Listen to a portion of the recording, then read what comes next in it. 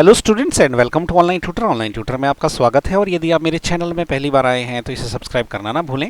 अभी हम लोग एक्सरसाइज 4.1 के क्वेश्चन 2 का फोर्थ पार्ट कर रहे हैं। ये पार्ट बड़ा ही इंपॉर्टेंट है। ओके, क्वेश्चन में बहुत बार आता है। तो सबसे पहले देखिए हमने क्या करना है, इस स्टेटमेंट को रिप्रेजेंट करना है क्वाड्रेटिक इक्वेशन में। सबसे पहले आप समझ लीजिए बोलना क्या चाह रहा है। ये बोलना चाह रहा है कि a train travels a distance of 480 kilometre at a uniform speed. If the speed had been 8 kilometre पर hour less than it would have taken 3 hours more to cover the same distance.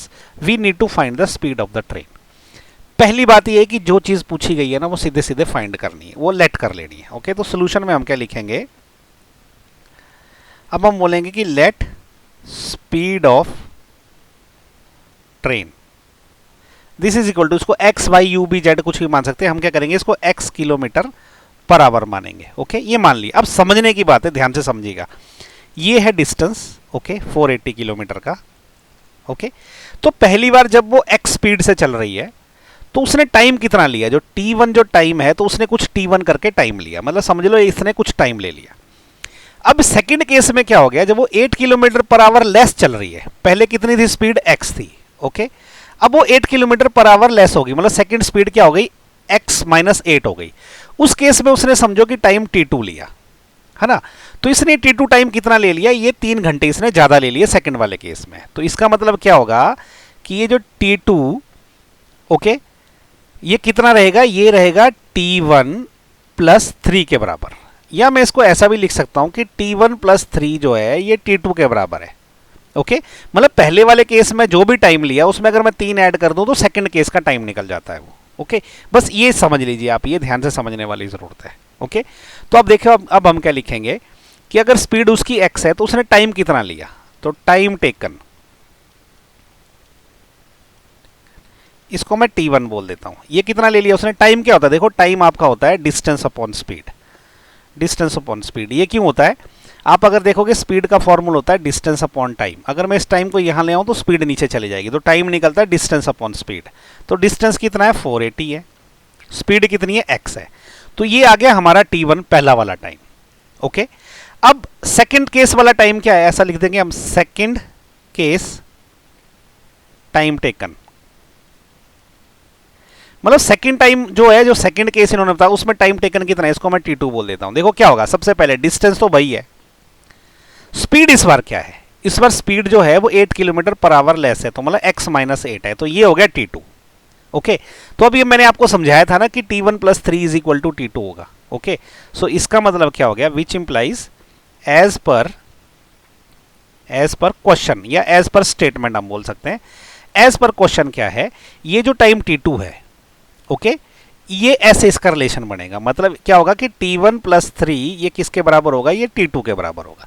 t1 कितना है, 480 upon x, इसमें मैं कर रहा हूं 3 add, ये किसके बराबर होगा, t2 कितना है, 480 अपॉन x माइनस 8 हो गया है। बस इसको अब सॉल्व करेंगे, इक्वेशन बन जाएगी। ओके, तो हम क्या करेंगे ना, ये जो x वाली टर्म है इनको एक साइड रखेंगे। ओके, तो मैं क्या करता हूं, ये जो है ना, ये वाली टर्म वहां पे ले जाता हूं, x वाली 3 में यहीं रहने देता हूं। ओके, तो इसको हम क्या लिखेंगे, 3 यहीं पे रह गया, उस तरफ क्या हो गया 480, ये जो पहले वाली टर्म थी, डिवाइडेड बाय x माइनस 8, इसमें से माइनस क्या होगा 480 अपॉन x माइनस हो जाएगा। ओके, आगे का हम यहां करेंगे सॉल्व। तो यहां देखिए अभी क्या है, 3 इज इक्वल टू, यहां पे इसका एलसीएम क्या आएगा, इसका एलसीएम आ जाएगा x minus 8 into x. Okay, अब इस x से 480 मल्टीप्लाई होगा, 480 इंटू एक्स। ओके, फिर ये क्या है, ये है माइनस 480। ओके, और अंदर क्या रह जाएगा, अंदर मुझे x माइनस 8 से मल्टीप्लाई करना पड़ेगा। ओके, तो ये क्या हो जाएगा, 3 इज इक्वल टू, देखिए अभी 480 into x as it is रह जाएगा, माइनस 480 को जब अंदर मल्टीप्लाई करेंगे तो ये 480x हो जाएगा। ओके, माइनस इंटू माइनस हो जाएगा हमारा प्लस, तो ये हो जाएगा प्लस 480 मल्टीप्लाइड बाई 8। जब 480 को 8 से मल्टीप्लाई करेंगे तो कितना आएगा, देखिए 8 को जब 0 से मल्टीप्लाई करेंगे 0 आ जाएगा, 8 को 8 से मल्टीप्लाई करेंगे वो 64 हो जाएगा, तो 4 रह जाएगा, 6 बच गया, और 8 चौके 32, 32 और 6 कितना होता है 38, तो ये 3840 हो गया। नीचे बटे में भी इनको मल्टीप्लाई कर लेते हैं, तो बटे में अगर मल्टीप्लाई करेंगे तो x को जब मैं अंदर मल्टीप्लाई करूंगा तो ये हो जाएगा x square minus 8x। Okay, अब देखिए क्या है, 3 इज इक्वल टू, देखो 480 से 480 कैंसिल हो गया क्योंकि ये दोनों बराबर है, 480x और 480x, और ये क्या रह जाता है आपका, ये हो जाता है 3840 डिवाइडेड बाय, ये बच गया okay, divided by x square minus 8x। Okay, अब क्या क्रॉस मल्टीप्लाई कर लेते हैं इसको, ये यहाँ चला जाएगा और ये 3 को नीचे ले आते हैं, जब ये यहाँ जाएगा तो ये हो जाएगा x square minus 8x, this is equal to, ये हो जाएगा 3840 डिवाइडेड बाय 3। ओके, तो ये हो जाएगा एक्स स्क्वायर माइनस 8x। अब क्या 3840 क्या करेंगे, 3 से कट जाता है ये, तो देखो इसको अगर काटें हम तो 3 एकम 3 रह गया। ओके, अब बच गया 8, तो 3 दूने 6, 2 बच गया, अब 24 हो गया, तो 8 3 24 0, ये इतना हो गया। ओके, अब इसको प्रॉपरली यहाँ लिख देते हैं, ये हो जाएगा एक्स स्क्वायर माइनस 8x पहले से है और ये 1280 यहाँ जाके क्या है माइनस का हो जाएगा, तो ये हो जाएगा माइनस 1280 इज इक्वल टू 0 रह गया उस साइड पे, तो ये हमारा आंसर आ गया। Okay, x square minus 8x minus 1280 is equal to 0। तो ये जो है इक्वेशन बनी हमारी क्वाड्रेटिक इक्वेशन, जहाँ पे x क्या है, x is the speed of the train. Okay, अगर इसको आप u लेते तो ये u square minus 8u minus 1280 is equal to 0 ये बनता आपका। ठीक है, तो ये क्वेश्चन जो है बड़ा इंपॉर्टेंट है, most of the time exam में आता है। इसमें सबसे जो डिफिकल्ट पार्ट है आपने यही समझना है कि T2 और T1 के बीच का रिलेशन क्या है।